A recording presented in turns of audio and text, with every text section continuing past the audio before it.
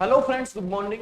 दोस्तों, मैं सुरेंद्र सिंह आपका इस सेशन में सभी लोगों का स्वागत करता हूं। दोस्तों, आप सभी को पता है कि हम अभी जो हम चर्चा करेंगे वो कार एयर कंडीशनिंग की चर्चा करेंगे। दोस्तों, आपको पता है कि रेफ्रिजरेशन एंड एयर कंडीशनिंग का जो उपयोग है वो आपके कार एसी में भी किया जाता है। क्यों किया जाता है उन सब के बारे में देखो, मैंने आपको कंप्लीट जो चैप्टर पढ़ाया था, कंप्लीट मतलब पीपीटी वाइज आपको अच्छे से समझाया है। तो दोस्तों, आज कुछ उन क्वेश्चंस की बात करेंगे जो एग्जाम्स में बार बार पूछे जाते हैं। तो दोस्तों, उनकी हम चर्चा करते हैं, ठीक है।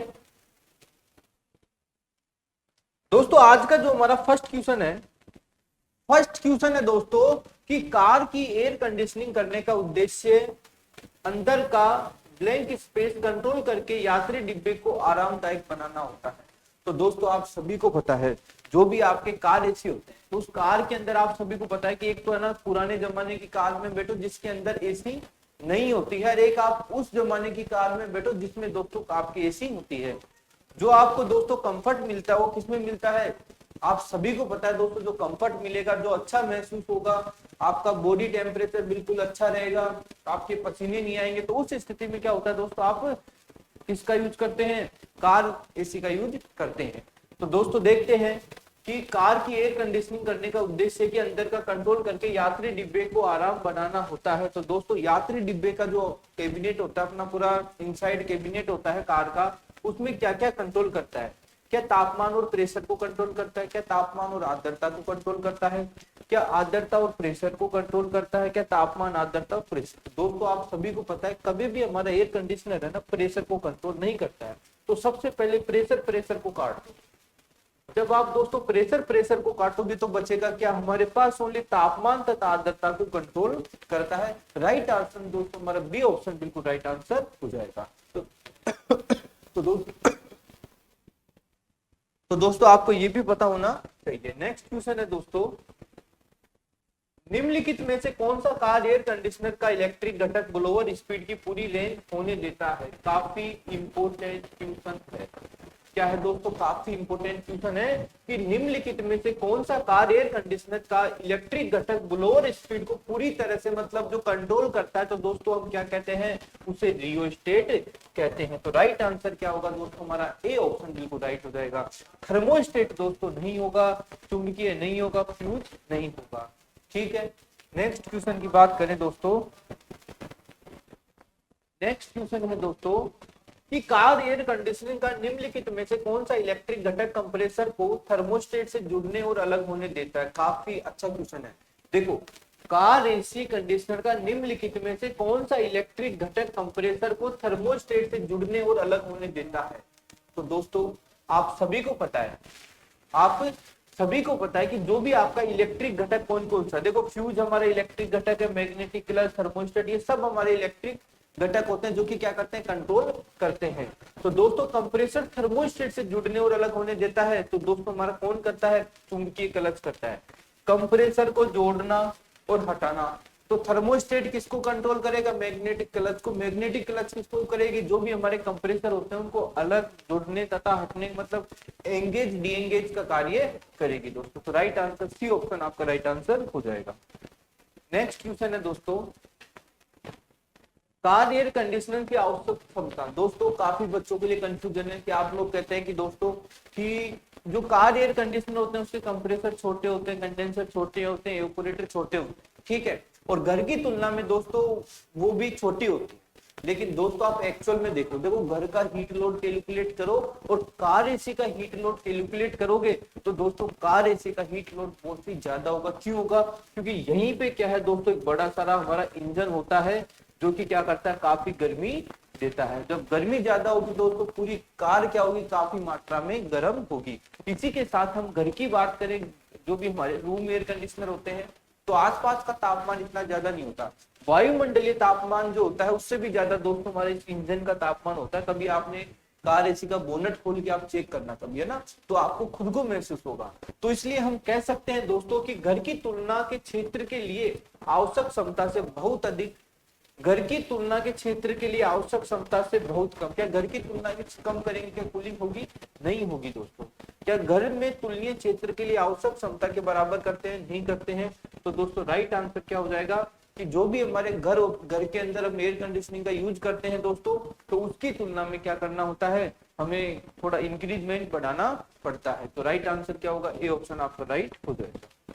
नेक्स्ट क्वेश्चन है दोस्तों, कार एयर कंडीशनिंग में उच्च आर्द्रता स्थिति में एवापोरेटर का निम्नलिखित में से कौन सा कार्य है। दोस्तों आप सभी को पता है एवापोरेटर का कार्य क्या होता है, इसमें हवा का तापमान कम करना होता है। बिल्कुल सही बात है। देखो एवापोरेटर के माध्यम से हम क्या करते हैं, हवा का तापमान कम करते हैं। इसे तापमान और हवा में नमी को कम करता है। बिल्कुल ये भी आंसर सही है। तो दोनों ही सही है। तो दोस्तों सी ऑप्शन क्या हो जाएगा हमारा, सही हो जाएगा। तो ये भी दोस्तों काफी अच्छा क्वेश्चन है, आपको पता होना चाहिए।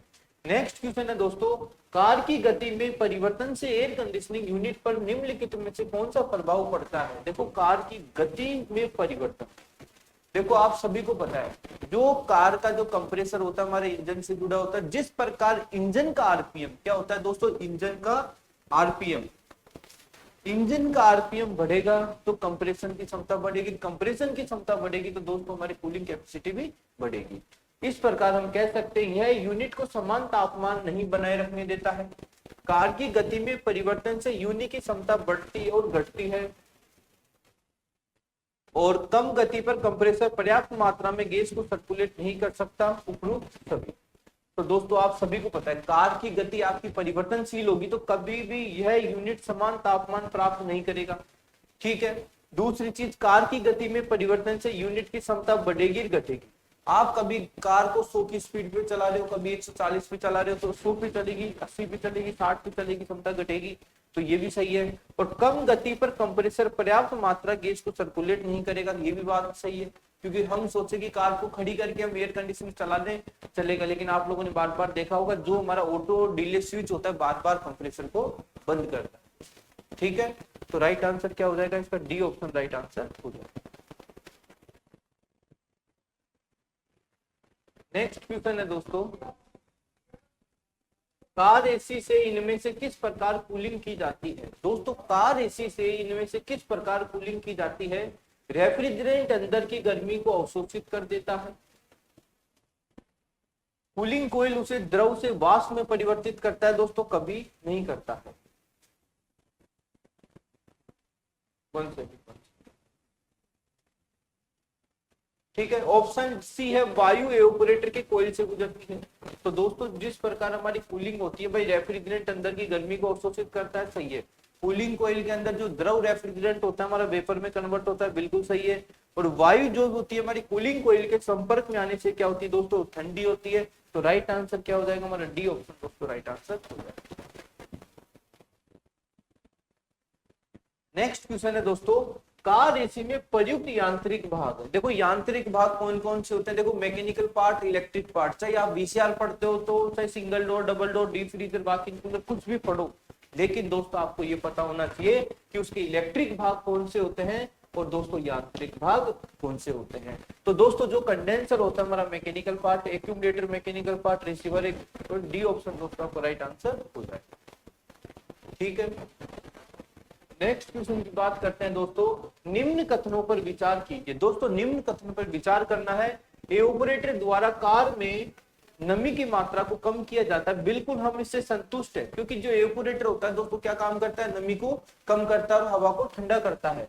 एवापोरेटर द्वारा कार में कूलिंग उत्पन्न की जाती है। दोस्तों ये भी आपकी बात सही है, क्योंकि एवापोरेटर कूलिंग इफेक्ट उत्पन्न करता है। तो ऑप्शन सी हमारा कथन फर्स्ट और कथन 2 बिल्कुल सही होंगे दोस्तों। नेक्स्ट क्वेश्चन है दोस्तों, निम्न चित्र में एक्स द्वारा भाग का नाम क्या है। तो दोस्तों देखो एक्स का तात्पर्य कुछ भी हो सकता है, जैसे भी बात चल रही है ये भाग, ठीक है। ये क्या होता है दोस्तों, हमारा कंप्रेसर होता है। क्या होता है दोस्तों,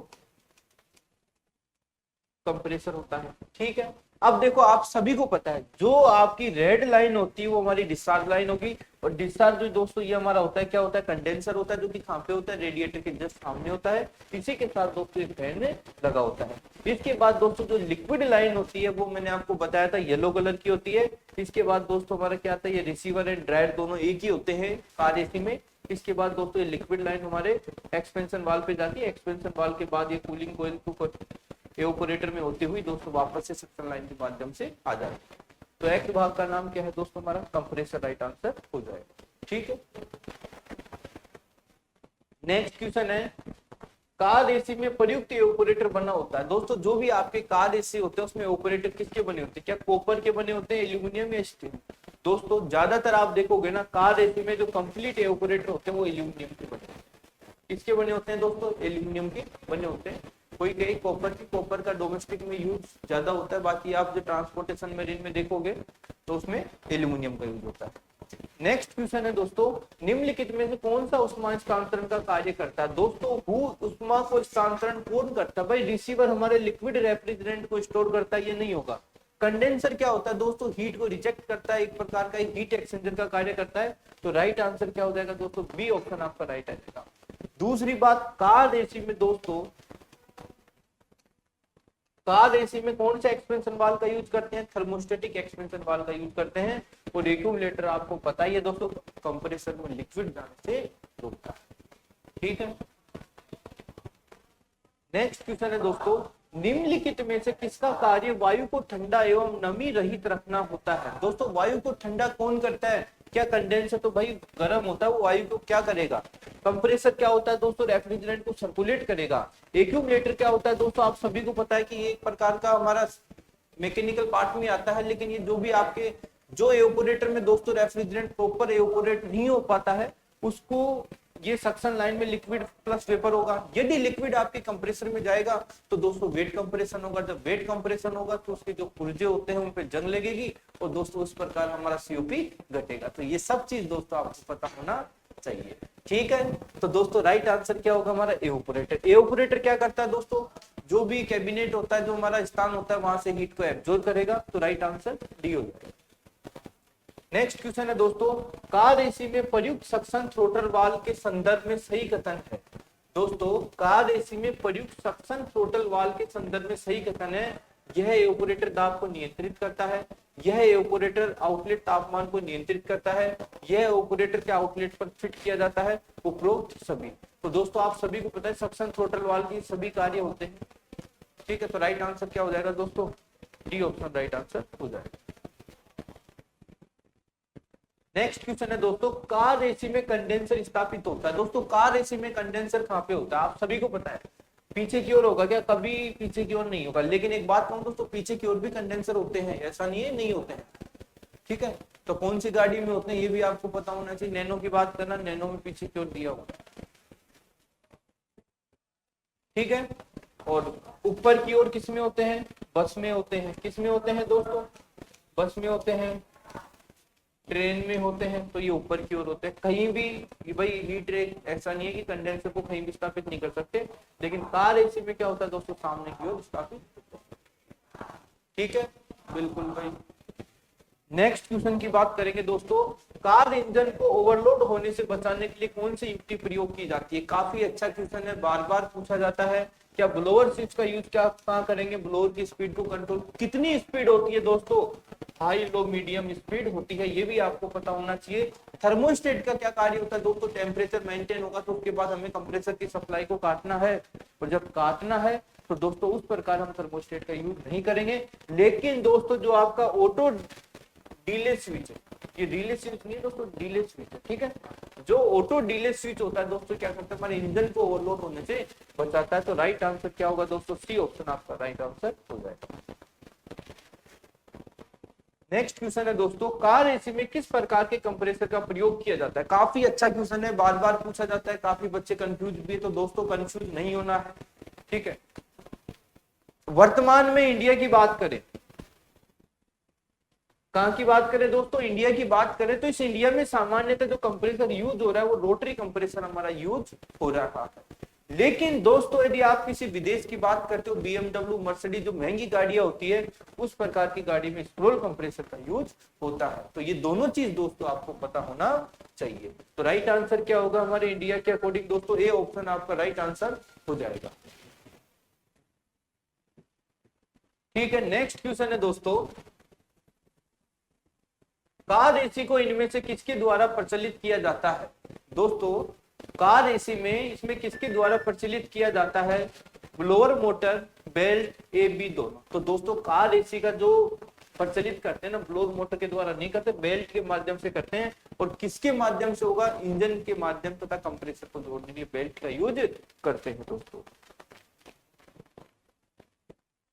नेक्स्ट क्वेश्चन है दोस्तों, रेफ्रिजरेशन प्रणाली की नमी और अशुद्धियों को अवशोषित करता है।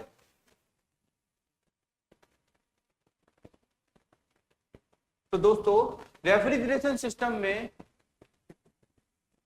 नमी और अशुद्धियों को अवशोषित करता है रिसीवर, ड्रायर, कंडेंसर, कंप्रेसर। दोस्तों आप सभी को पता है पूरे रेफ्रिजरेशन सिस्टम में जो भी हमारे ड्रायर होते हैं उनको कौन एब्जॉर्ब करता है दोस्तों? नमी को कंप्लीट ड्रायर एब्जॉर्ब करता है।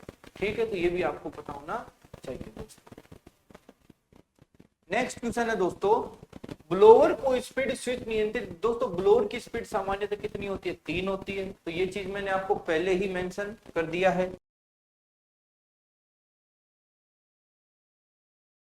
दोस्तों आज का हमारा नेक्स्ट क्वेश्चन है, जब इनलेट और आउटलेट के मध्य तापमान से कम अंतर का हो तो एक्सपेंशन वाल्व स्वतः ही एवापोरेटर में आने वाली रेफ्रिजरेंट की मात्रा को कम कर देता है।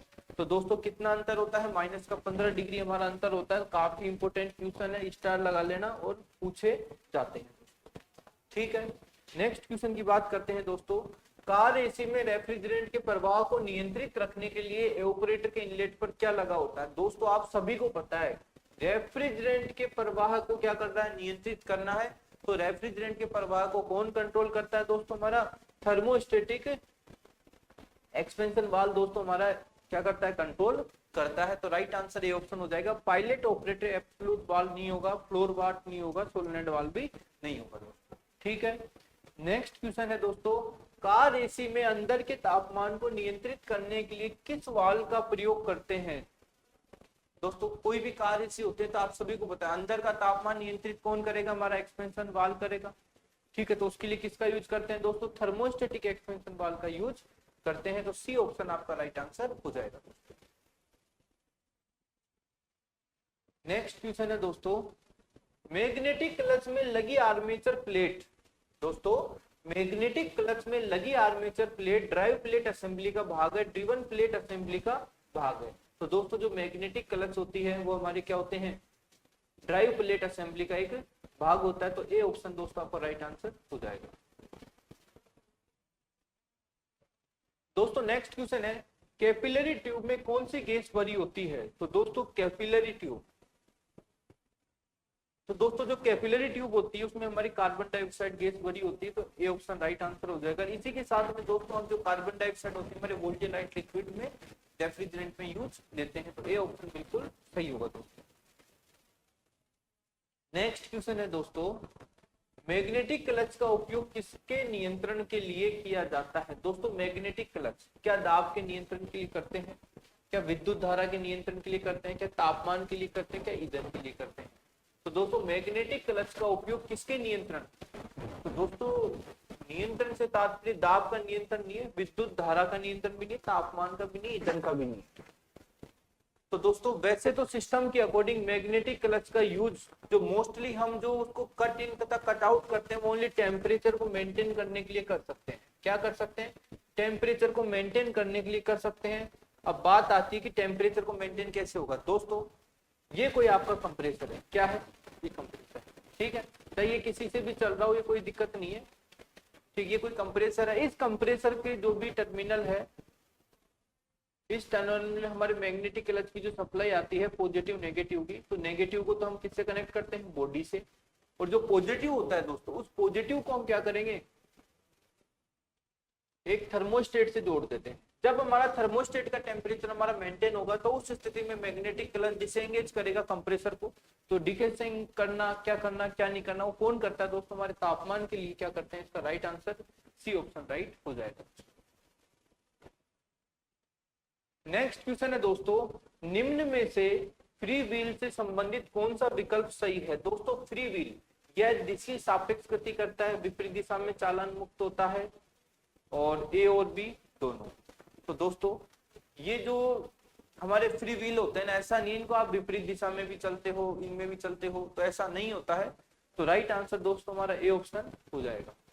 ठीक है, मतलब दिशा के सापेक्ष गति करता है। दिशा के सापेक्ष गति करता है, मतलब दिशा के अकॉर्डिंग चलता रहेगा। और दूसरी बात करें, क्या ये विपरीत दिशा के चालन मुक्त होता है? हाँ, ये बात भी सही भाई, विपरीत दिशा में नहीं घूमता है। तो राइट आंसर दोस्तों बी भी है। और दोस्तों इस प्रकार हमारा राइट आंसर क्या हो जाएगा? सी ऑप्शन राइट आंसर हो जाएगा।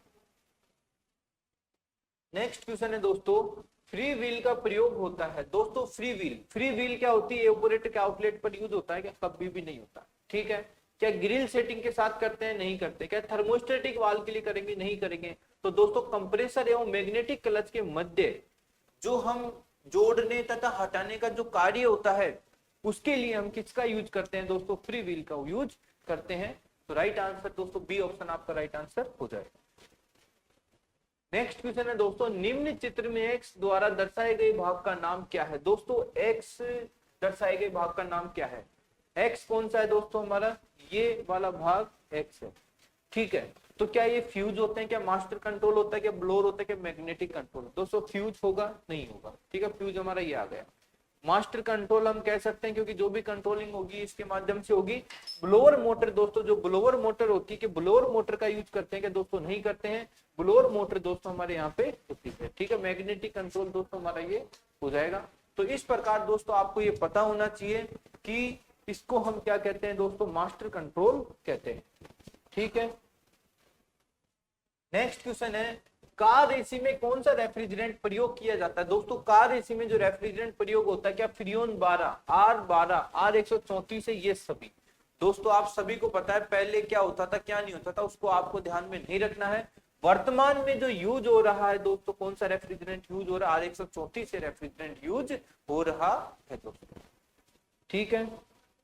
नेक्स्ट क्वेश्चन है दोस्तों, निम्न कथनों पर विचार कीजिए। दोस्तों विचार करना है, एवापोरेटर कोयल में ठंडी वायु को कार में प्रभावित करने के लिए रेडिएटर का प्रयोग करते हैं क्या? कभी भी नहीं करते। ऑप्शन को काट दो हाथों हाथ। ठीक है। रेडिएटर द्वारा, कंडेंसर द्वारा उत्पन्न उष्मा को कार से बाहर निकाला जाता है। तो क्या रेडिएटर के द्वारा, दोस्तों क्वेश्चन है, क्या रेडिएटर के द्वारा, कंडेंसर द्वारा उत्पन्न उष्मा को कार से बाहर निकाला जाता है क्या?